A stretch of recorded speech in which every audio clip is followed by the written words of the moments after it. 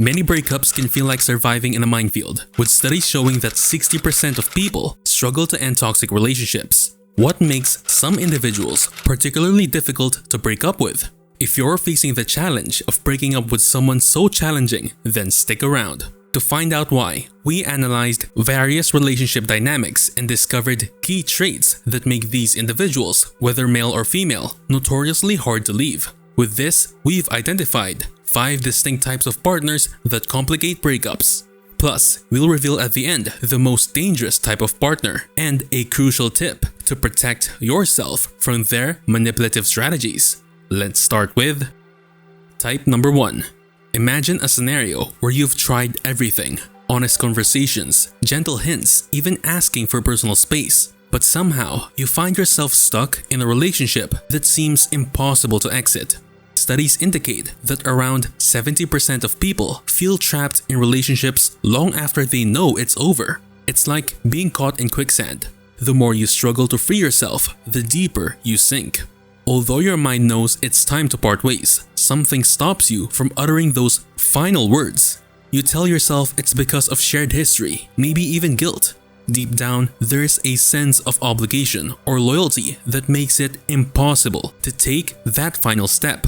You might even find yourself constantly postponing the breakup or feeling as though ending things would cause more harm than staying.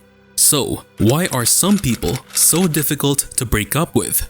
According to a 2020 study by the University of Kansas, individuals in certain types of relationships often experience this phenomenon because of what researchers call emotional entanglement. This is about deeper psychological ties that subtly tighten their grip, making the decision to walk away feel like a mountain to climb.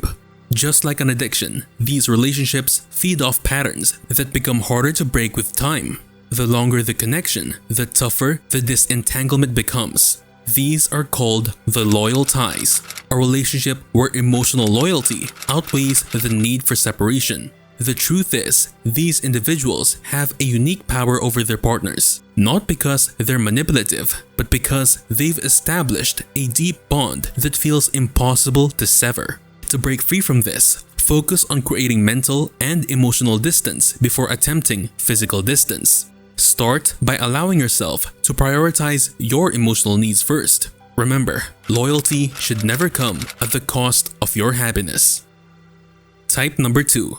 Picture this: you're trying to explain your feelings, but instead of understanding, they respond with, "How could you do this to me?" You might find yourself second-guessing the breakup, not because you want to stay, but because the burden of guilt feels too heavy. It's as though their happiness is in your hands. Every time you try to break free, you feel like the villain in your own story. Guilt creeps in, even though you know deep down that this relationship isn't working anymore. Just when you think you found the exit, you're pulled back by invisible strings. This sense of guilt can be powerful, almost paralyzing. So, why do some people make you feel guilty for leaving? Psychologists have identified this phenomenon as emotional dependency, a state where one partner becomes so reliant on the other for their emotional needs that the mere idea of separation feels like abandonment. According to Dr. Susan Campbell, these partners create an environment where they subtly reinforce feelings of guilt in their significant other, often without even realizing it. It's not always manipulative, but it stems from their fear of loneliness and rejection, and this can weigh heavily on the one trying to leave. These are the emotional anchors, partners who unintentionally keep you tethered with guilt. They're often deeply afraid of being alone, so they create an emotional narrative that keeps you hooked. To handle this, it's crucial to set boundaries early and gently remind yourself that their happiness is not your responsibility. Focus on communicating your feelings clearly, but assertively, without shouldering their emotional burdens. Remember, guilt isn't love. It's a trap that keeps you from moving on to the life you deserve. Type number 3. Imagine you've mustered the courage to express your desire to end things, but instead of accepting it, they turn the tables, questioning your judgment. Are you sure you're not just stressed? Or maybe you're blowing this out of proportion. Slowly, your confidence begins to wane and you start doubting your own emotions, wondering if you're making a mistake. You're ready to walk away, but then a flood of doubt hits you. Suddenly, every decision feels uncertain and you begin questioning if you're overreacting. Think of it like trying to navigate a foggy road. You were confident at first, but now everything is blurry and you can't see clearly anymore. So why do some people make you doubt your decision to leave? This confusion often stems from what's known as gaslighting, a psychological tactic where one person causes their partner to doubt their own perceptions. Dr. Robin Stern, a Yale psychologist, notes that individuals in these relationships often manipulate reality, making you feel as though you're the one at fault for wanting to leave. Over time, this constant questioning erodes your sense of self, leaving you lost in a haze of uncertainty. These are the gaslighters, individuals who distort reality and cause you to question your decision to leave. They create confusion and cloud your judgment, making it harder to break free. To overcome this, it's crucial to trust your instincts and rely on the support of trusted friends, family, or even therapists who can help you see the situation clearly. Stand firm in your decision and don't let their manipulation pull you back. Remember, self-doubt is their tool. Clarity is your power. Type number 4. You're finally ready to end things, but just as you're about to leave, they swear they'll change. Suddenly, they're offering solutions, making promises, and saying all the right things. It's like a firefighter rushing to the scene after the flames have already engulfed the house. Imagine you've been preparing to have the breakup conversation, and suddenly they start acting more attentive than ever, bringing flowers, planning romantic gestures, and may even acknowledge their faults, promising to work on them. But deep down, you wonder if it's just another cycle. So, why do some people promise to change right before you leave? This pattern is often a last-ditch effort known as the honeymoon stage reset. According to therapist Melody Beatty, some individuals avoid change until the fear of loss becomes real. They may revert to charm, promises, and even dramatic gestures in hopes of resetting the relationship to an earlier, happier time.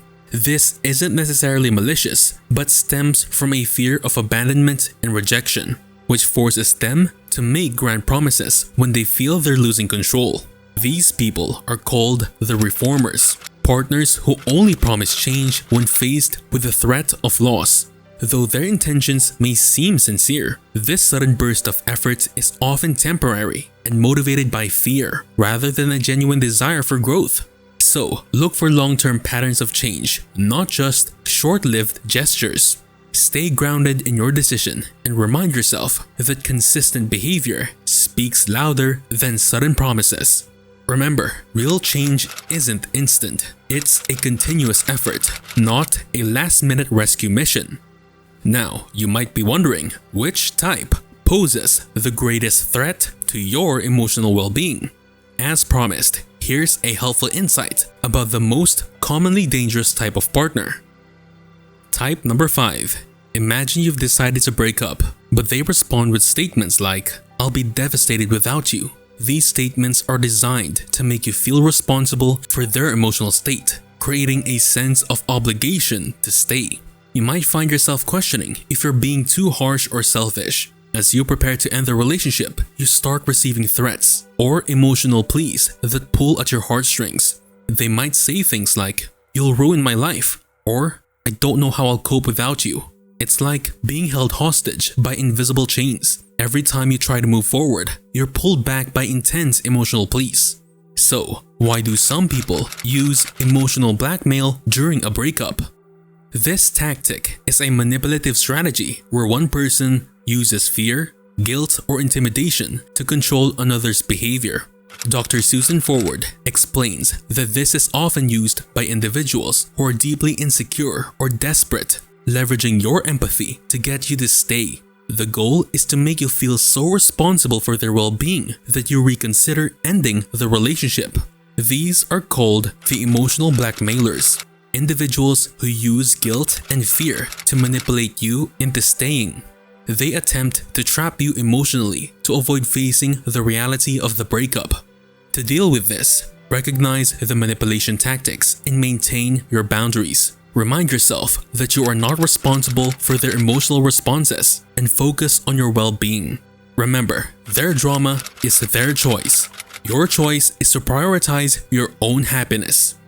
Have you ever encountered these types of partners? Let us know in the comments. If you're interested to learn more about relationships, be sure to watch our video about 7 warning signs you should cut contact with someone to learn more about the power of you. Well then, see you there.